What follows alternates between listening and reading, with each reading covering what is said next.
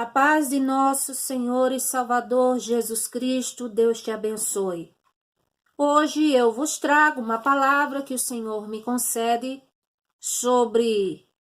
cujo título é Ana, uma mulher vencedora nas crises.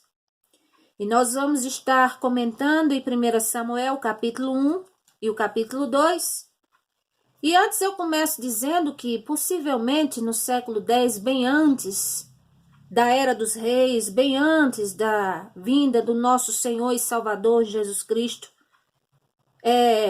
havia uma cidade chamada Ramataim Zofim, que é a mesma conhecida como Ramá, que ficava na montanha de Efraim, e lá havia uma mulher, igual a nós mulheres, e esta mulher chamava-se Ana.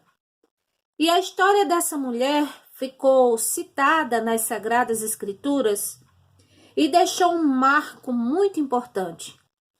É porque não era vamos dizer, porque Ana tinha ou se tinha alguma posição social ou influência, ou se tinha beleza ou se não tinha o status. Não é nada por isso que a história dela foi marcante. Mas a história de Ana se tornou um marco porque ela recebeu uma grande vitória e no meio de um grande sofrimento que ela enfrentou. E mais, é porque acima da vitória dela, acima de qualquer conquista que ela obteve na terra e que nós poderíamos alcançar, que o Senhor nos concedesse, ela despertou uma fé poderosíssima no Senhor e que esta fé foi capaz de mover a mão do Senhor ao favor dela. A história de Ana, a vida de Ana, eu dividi aqui em 4 partes, 4 estágios. E o primeiro é a história de Ana. Ela era casada, o nome do marido dela era Eucana. A Bíblia diz, versículo 5 e o versículo 8, que ele a amava e dava uma porção dupla para ela, certamente porque ele era um homem de posses. Contudo, Ana, na sua vida particular, ela enfrentava crises terríveis e ela era muito infeliz com isso. E as crises que Ana enfrentava, a primeira era uma crise social, ou seja, pelo fato dela não ter filhos no seu país de origem, pelo fato dela ser uma mulher estéril, isso para eles naquela época era considerado uma desgraça, uma maldição. Então, certamente, aquela mulher, quando saía publicamente com seu marido, ou sozinha, certamente ela era estigmatizada pelo palavreado sinistro do povo, ou no mínimo aqueles olhares de reprovação, aquele manear de cabeça, porque no teor de uma esterilidade que era considerada para eles uma maldição, certamente as pessoas que a viam olhavam para ela, pensavam e diziam assim, por que essa mulher não tem filhos? E por aí vai. A segunda crise que Ana enfrentou na sua vida foi uma crise familiar. Tinha 2 questões que podemos citar aqui a princípio, que eram terríveis para a vida de Ana. Primeiro, é que ela dividia o mesmo marido com outra. Versículo 2 está escrito, tinha Eucana 2 mulheres, o nome de um era Ana e o da outra era Penina. Penina tinha filhos, mas Ana não os tinha. Quer dizer, esse homem, ele tinha 2 esposas. Ele era bígamo. E, na época, as leis dos homens, segundo o lugar que eles viviam, permitia que um homem tivesse mais do que uma esposa, e principalmente os reis e aqueles de grandes posses. Mas o Senhor nunca decretou a poligamia. O Senhor nunca decretou para um homem ter mais do que uma esposa. E, contudo, a outra questão mais terrível para Ana, nesse âmbito familiar, é que essa esposa, essa outra esposa do marido dela, que se chamava Penina, a gente observa ao ler as Sagradas Escrituras que essa mulher se gabava, ela se vangloriava por ter filhos, e assim ela irritava, ela escarnecia da serva de Deus Ana, porque não tinha filhos. E a perseguição de Penina era um verdadeiro assédio moral, porque era uma perseguição insistente, era um escárnio insistente contra Ana. A Bíblia diz aqui no versículo 6, a sua rival a provocava excessivamente para irritar, porque o Senhor tinha lhe cerrado a madre. Assim o fazia o marido de Ana, Eucana, de ano em ano. E todas as vezes que Ana subia à casa do Senhor, para ali eles adorar e fazerem sacrifícios ao Senhor, a Bíblia diz que a outra, que era Penina, a irritava, e Ana chorava e não comia.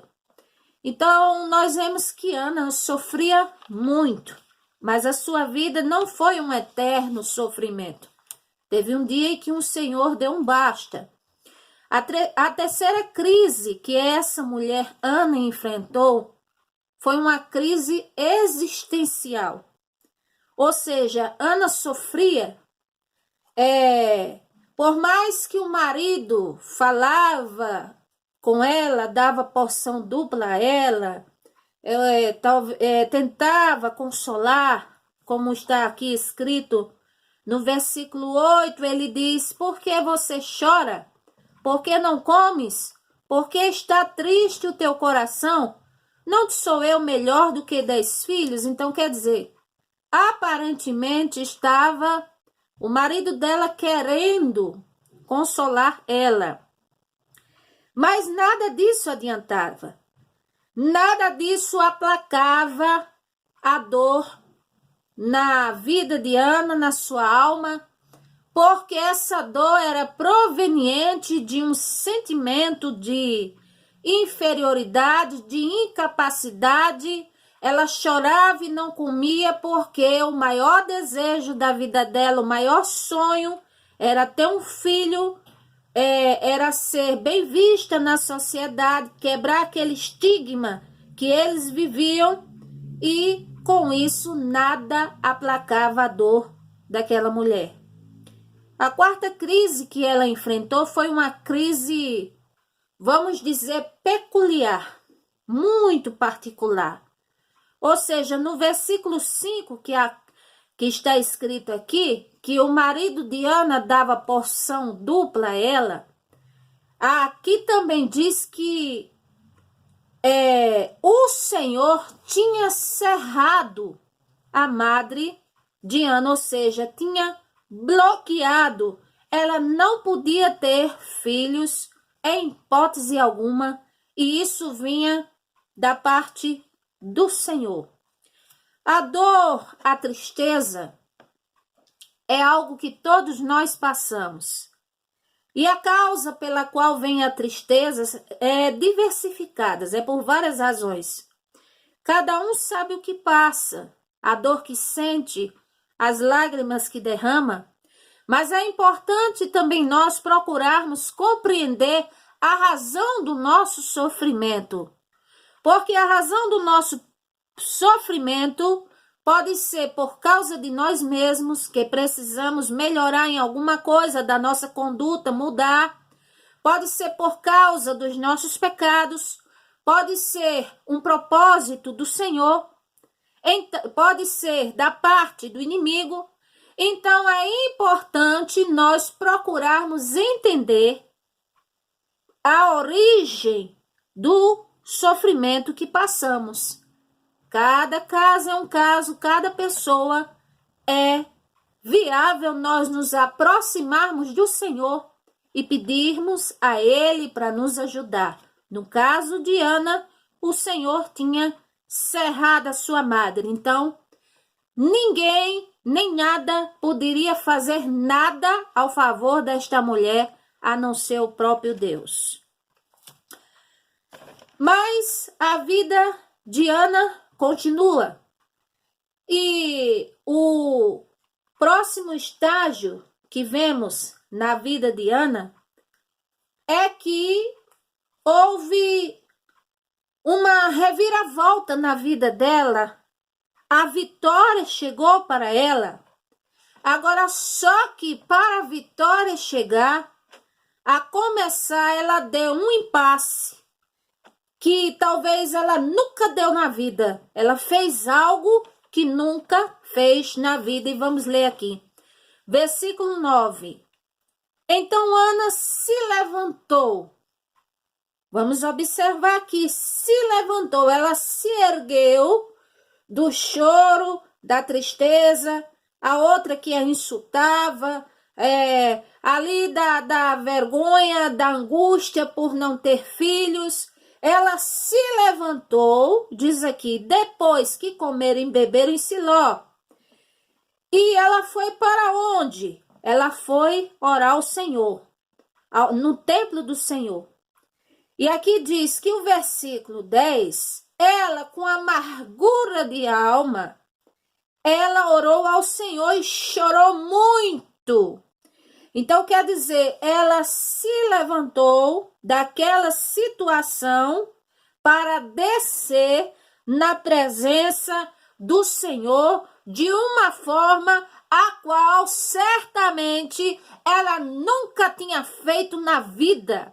Ela foi completamente disposta para derramar diante do Senhor toda a sua angústia e toda a sua história. A Bíblia diz aqui que ela com amargura de alma, porque ela estava cheia de tristeza, cheia de ser escarnecida, cheia de ser estigmatizada, cheia de ser tratada com indiferença, de se sentir diminuída, cheia ela estava de zombaria, da tristeza. Ela foi com amargura de alma, chorou diante do Senhor e ela orou ao Senhor e foi muitíssimo.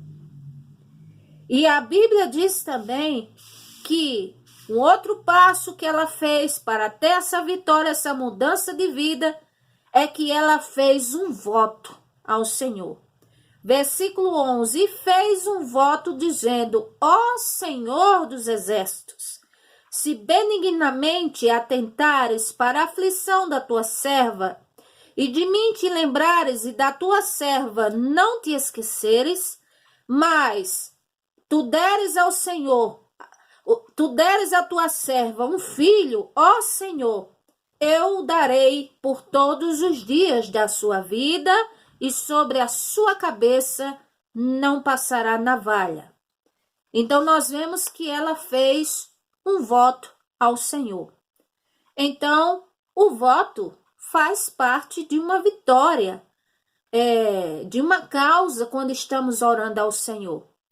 E ela fez esse voto. Então, você que me vê, que me ouve, se a situação na sua vida está muito difícil, quem sabe já tentou de todas as formas, de todas as maneiras, que a sua vida, que a sua situação mude, e ela não mudou. Quem sabe tantos servos e servas do Senhor, mas que estão numa luta travada, ou para aqueles que nunca se aproximaram do Senhor, ou outros que, glória a Deus, temem ao Senhor, mas de forma, vamos dizer, de forma muito simples. Então, Essa é uma grande lição. Se está numa grande dificuldade, se aproxime do Senhor, conte sua história. Vamos nos aproximar de Deus e fazer um voto ao Senhor, um voto que possa cumprir, porque o Senhor, ele é muito rígido acerca de voto. Ele diz na sua palavra que o voto, Eclesiastes capítulo 5, está escrito num versículo, que o voto ele deve ser feito não de forma precipitada, porque não devemos pronunciar palavra alguma assim aleatoriamente diante do Senhor, e aquele que vota deve pagar o seu voto porque fez diante do Senhor, porque se não pagarmos o voto, está lá escrito que o Senhor pode se irar contra nós. Então, Ana, ela fez o voto. Ela ali diante do Senhor, ela fez este voto. E tem mais uma coisa. A Bíblia diz aqui, versículo 12, que ela perseverou em orar. Ou seja, ela continuou ali orando perante o Senhor. Ela continuou ali insistindo. Porque o Senhor diz na sua palavra, pedi, pedi, dá-se-vos-á. Então, quer dizer, esse pedir pode ser uma vez, 2 vezes, 3 vezes, insistentemente, de forma perseverante, firme. Glória a Deus, era o sonho dela. E ela estava ali fazendo algo, tomando esta posição que ela certamente nunca tinha tomado na vida dela. E ali em rumo à vitória, porque, glória a Deus, ela ali estava tomando aquela posição e com certeza o Senhor ia responder a ela. Em rumo à vitória, eu observo que Ana, ela sofreu ainda uma pequena provação, uma reprovação para poder ter aprovação. O Senhor, ele nos testa muitas vezes e ele permitiu que Ana fosse testada. A Bíblia diz aqui que Eli, o sacerdote do templo, ele ficou prestando atenção na boca de Ana porque ela, ali na angústia dela de alma, ela só falava no coração, versículo 13, ou seja, ela só gesticulava com seus lábios, os seus lábios se moviam, mas ele não ouvia a voz dela. Então ele ficou ali observando e ele teve um discernimento errado, um entendimento errado. Ele entendeu que ela estava embriagada. E daí ele diz a ela uma palavra dura, versículo 14. Ele disse, até quando tu estarás embriagada? Aparta de ti o teu vinho. Porém, o que observamos aqui é que Ana respondeu a ele sim, mas ela deu uma resposta humilde, porque a palavra do Senhor nos mostra que o Senhor se agrada muito da humildade e que quando aprendemos o que é essa maravilha da humildade, o Senhor, ele trabalha ao nosso favor, porque ao humilde e aquele que obedece o Senhor, ele abençoa, ele exalta.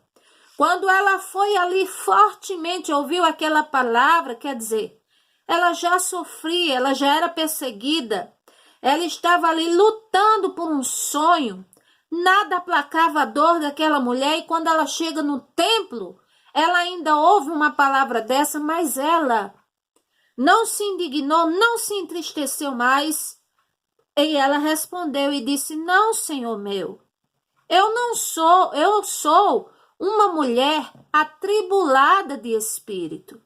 Eu não bebi vinho, nem bebida forte, mas eu estava derramando a minha alma perante o Senhor. Portanto, não tenha a tua serva como filha de Belial. Da multidão dos meus cuidados e do meu desgosto, tenho falado até agora. Então, nós vemos que Ana, ela respondeu com humildade. Ela ali expressou para aquele sacerdote o que ela estava fazendo naquele momento. Ela não estava simplesmente só orando, tinha algo mais. Ela estava derramando a sua alma perante o Senhor. E o que é derramar alma? É quebrantamento, é adoração, é reconhecimento dos pecados, é ali naquela humilhação diante do Senhor. E a Bíblia diz que o sacerdote olhou para ela e disse assim: então vá em paz, e que o Deus de Israel te conceda a petição que pediste. Então, a Bíblia diz que ela passou pelo aquele processo todo, deu esse passo que ela nunca tinha dado. E a Bíblia diz aqui no versículo 18 que ela se foi para o seu caminho, ou seja, foi até o seu marido para ir para casa, e o seu semblante já não era mais triste. Agora, o semblante dela não era mais triste, não era por causa das palavras, do consolo que ela recebeu humano, mas porque, com certeza, o Senhor a visitou e o Senhor a fortaleceu. E a palavra diz no versículo 19, capítulo 1 de 1 Samuel. Levantaram-se de madrugada, adoraram perante o Senhor, voltaram, chegaram à sua casa em Ramá. Eucana conheceu a Ana, sua mulher, e o Senhor se lembrou dela. Glória a Deus. O Senhor teve o tempo dele de olhar para Ana. Existe o tempo do Senhor para ele abençoar aqueles que o buscam em espírito e em verdade, aqueles que o adoram em espírito e em verdade, porque o Senhor não se esquece dos seus servos. E o quarto estágio da vida de Ana é a vitória, que ela comemora a vitória, chega a bênção dela, o sonho dela. A boca dela se dilata, se abre, ela é cheia de alegria. E ela faz uma oração ao Senhor. No capítulo 2 de 1 Samuel, ela diz: o meu coração exulta ao Senhor, a minha força está exaltada no Senhor. A minha boca dilata-se contra os meus inimigos, porque me alegro na salvação do Senhor. Não há santo como o Senhor, não há outro além de ti. Rocha nenhuma há como nosso Deus. Não multipliqueis palavras altivas, nem saiam coisas arrogantes da vossa boca, porque o Senhor, Deus de sabedoria, e pesa as ações na balança. Aí ela diz: o arco dos fortes está quebrado, mas os fracos são cingidos de força. Os que eram fartos se alugam por pão, os que deixam de ter fome, os que eram famintos, e até estéril tem 7 filhos, e a que tinha muitos filhos enfraqueceu. Aí ela continua dizendo: o Senhor é o que tira a vida, o Senhor é aquele que dá a vida, ele faz descer a sepultura, ele faz subir dela, aleluia. O Senhor empobrece, o Senhor enriquece, ele abate, ele exalta, levanta do pó desde o monturo, exalta o necessitado, para fazer assentar-se entre os príncipes, aleluia, para herdar um trono de glória. Louvado seja Deus. E aqui ela continua adorando ao Senhor. Então nós vemos que a boca dela se dilata, cheia de alegria, para orar ao Senhor, para comemorar sua vitória. E ela cumpriu o voto que ela tinha feito. A Bíblia diz que qual foi o voto que ela fez? Que se o Senhor desse a ela um filho varão, ela o levaria para que ele fosse criado na casa do Senhor, e que na cabeça dele não passaria navalha. E ela cumpriu a palavra que tinha dado ao Senhor, ela cumpriu o seu voto. E por mais que o cumprimento desse voto de Ana parecesse penoso, e que realmente assim é algo muito forte, porque ela teve que deixar o seu filho no templo do Senhor para que ele crescesse ali nas instruções do profeta, do sacerdote Eli, e para servir o Senhor, e que ela só veria esse filho de tempos em tempos, mas ela cumpriu o voto, porque ela era uma mulher de palavra. Glória a Deus. E o Senhor, a vitória dela não ficou só por aí. O Senhor abençoou ela de, glória a Deus, de mais ainda. Ana tornou-se vencedora nas crises. Por quê? Porque de estéril o Senhor fez ela conceber e dar à luz a um filho que se chamou Samuel.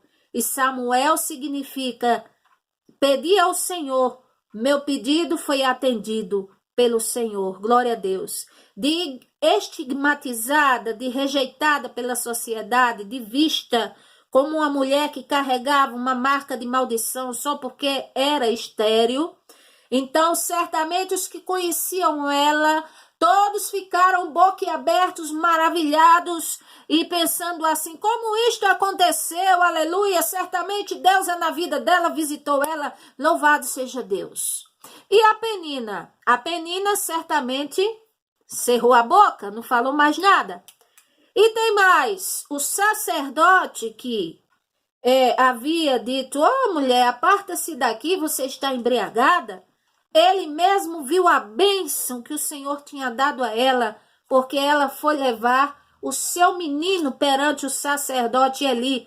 É o que está no capítulo 2, versículo 11 de 1 Samuel. E não parou por aí as bênçãos na vida de Ana.